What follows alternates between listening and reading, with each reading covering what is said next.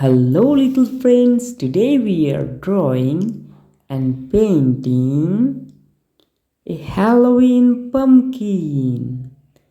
Like that. This is a Halloween pumpkin ghost. Always remember drawing and painting slowly, otherwise, your drawing will be wrong. Step by step, follow how I am drawing. If you follow those steps, then you are also able to draw. Drawing is so easy. You just need to do practice and practice. Then you are also able to draw like that.